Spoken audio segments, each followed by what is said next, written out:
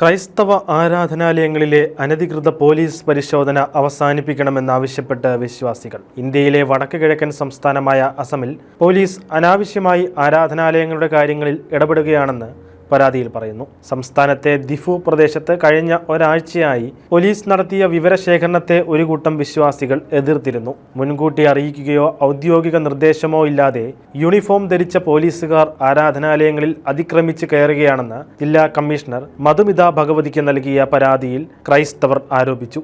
പോലീസുകാർ ഫോട്ടോകൾ എടുക്കുകയും പള്ളികളിലെ അംഗങ്ങളോട് ചോദ്യങ്ങൾ ചോദിക്കുകയും ചെയ്യുന്നുണ്ട്. 2022 ഡിസംബറിൽ പോലീസ് ഇത്തരത്തിൽ രഹസ്യ സർവേ നടത്തിയിരുന്നു. ഇക്കാര്യം മുഖ്യമന്ത്രിയുടെ ശ്രദ്ധയിൽപ്പെടുത്തിയപ്പോൾ ഔദ്യോഗിക ഉത്തരവില്ലാതെ ഇത്തരത്തിലുള്ള ഒരു നടപടിയും സ്വീകരിക്കില്ലെന്ന് ഉറപ്പു നൽകിയിരുന്നു. എന്നാൽ പുതിയ സർവേ ജനങ്ങളിൽ പരിഭ്രാന്തിയും ഭയാശങ്കയും ഉണ്ടാക്കിയതായി യുണൈറ്റഡ് ക്രിസ്ത്യൻ ഫോറം പ്രതികരിച്ചു. ആരാധനാലയങ്ങൾ പൊതു ആരാധനയ്ക്കും പ്രാർത്ഥനയ്ക്കും വേണ്ടിയുള്ളതാണെന്നും അവയുടെ വിശുദ്ധിയെ എല്ലാവരും ബഹുമാനിക്കണമെന്നും നേതാക്കൾ കൂട്ടിച്ചേർത്തു. അതേസമയം ക്രിസ്ത്യൻ സ്ഥാപനങ്ങളുടെ സുരക്ഷ ഉറപ്പാക്കുന്നതിനുള്ള ശ്രമത്തിന്റെ ഭാഗമാണ് സർവേ എന്നാണ് ജില്ലാ പോലീസ് നൽകുന്ന വിശദീകരണം. നേരത്തെ സ്കൂളുകളിൽ നിന്ന് ക്രിസ്ത്യൻ ചിഹ്നങ്ങൾ നീക്കം ചെയ്യണമെന്നും വൈദികരോടും സന്യസ്തരോടും പരമ്പരാഗത ഇന്ത്യൻ വസ്ത്രങ്ങൾ ധരിക്കണമെന്നും ആവശ്യപ്പെട്ട് ഒരു കൂട്ടം ഹിന്ദുത്വവാദികൾ രംഗത്തെത്തിയിരുന്നു. എന്നാൽ കുറ്റവാളികൾക്കെതിരെ കേസെടുക്കുന്നതിന് പകരം ക്രിസ്ത്യാനികളുടെ വിവരങ്ങൾ ശേഖരിക്കാനാണ് പോലീസ് ശ്രമിക്കുന്നത്. സ്കൂളുകളിൽ ഇതുവരെ അനിഷ്ട സംഭവങ്ങളൊന്നും ഉണ്ടായിട്ടില്ലെങ്കിലും പുതിയ അധ്യയന വർഷം ആരംഭിച്ചിരിക്കെ ഇക്കാര്യത്തിൽ ആശങ്ക നിലനിൽക്കുന്നുണ്ട്.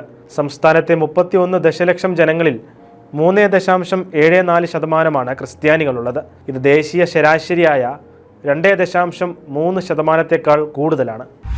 ഇനിയും സംഘർഷം അവസാനിച്ചിട്ടില്ലാത്ത മണിപ്പൂരിൽ വ്യാപകമായി കുട്ടികളെ കടത്തുന്ന സംഘങ്ങൾ പ്രവർത്തിക്കുന്നതായി റിപ്പോർട്ട്. ബാലാവകാശ കമ്മീഷൻ തയ്യാറാക്കിയ റിപ്പോർട്ടിലാണ് സംരക്ഷകരെന്ന വ്യാജേന കുട്ടികളെ കടത്തിക്കൊണ്ടുപോകുന്ന സംഘങ്ങൾ പ്രവർത്തിക്കുന്നതായി സ്ഥിരീകരിച്ചിരിക്കുന്നത്. ഒരു വർഷത്തോളമായി തുടരുന്ന അക്രമ സംഭവങ്ങൾ 20,000-ലധികം കുട്ടികളെ നേരിട്ട് ബാധിച്ചതായി കണക്കാക്കപ്പെടുന്നു. പാകിസ്ഥാനിലെ മരിയാബാദിലുള്ള മരിയൻ തീർത്ഥാടന കേന്ദ്രത്തിൽ പരിശുദ്ധ അമ്മയുടെ ഗ്രോട്ടോയുടെ നിർമ്മാണം ആരംഭിച്ചു. ഫാത്തിമ മാതാവിന്റെ തിരുനാൾ ദിനത്തോടനുബന്ധിച്ചാണ് ഗ്രോട്ടോയുടെ തറക്കല്ല് സ്ഥാപിച്ചത്. Lahore archbishop Sebastian Francis ഷായായിരുന്നു തറക്കല്ലിടൽ കർമ്മം നിർവഹിച്ചത്. പരീക്ഷയ്ക്ക് തയ്യാറെടുത്തുകൊണ്ടിരുന്ന വിദ്യാർത്ഥികളെ തട്ടിക്കൊണ്ടുപോയതായി പരാതി.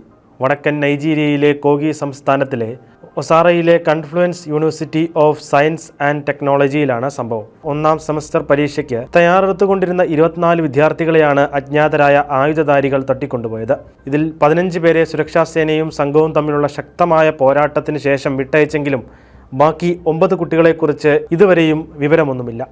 യേശുക്രിസ്തുവിനെ അനുകരിക്കാൻ ബിരുദധാരികളോട് ആഹ്വാനവുമായി ചോസൻ താരം ജൊനാഥൻ റൂമി. പ്രമുഖ ടെലിവിഷൻ പരമ്പരയായ ദി ചോസനിൽ യേശുക്രിസ്തുവിനെ അവതരിപ്പിക്കുന്ന നടൻ Jonathan Rumi Catholic university of അമേരിക്കയിലെ ബിരുദധാരണ ചടങ്ങിനിടെയാണ് ക്രിസ്തുവിനെ അനുകരിക്കാനും പ്രാർത്ഥനാ ജീവിതം മുന്നോട്ട് കൊണ്ടുപോകാനും ആഹ്വാനം ചെയ്തത്. ക്രിസ്തുവിന്റെ പരസ്യ ജീവിതത്തെ ആസ്പദമാക്കി ഡാലസ് ജെങ്കിൻസ് സംവിധാനം ചെയ്യുന്ന ദി ചോസൻ ആഗോളതലത്തിൽ ഏറെ ശ്രദ്ധ നേടിയ ബൈബിൾ പരമ്പരയാണ്. സത്യസഭയെ അനുദിനം അറിയുവാൻ, സഭയെ സ്നേഹിക്കാൻ സൺഡേ ശാലോം യൂട്യൂബ് ചാനൽ ഇപ്പോൾ തന്നെ സബ്സ്ക്രൈബ് ചെയ്യുക.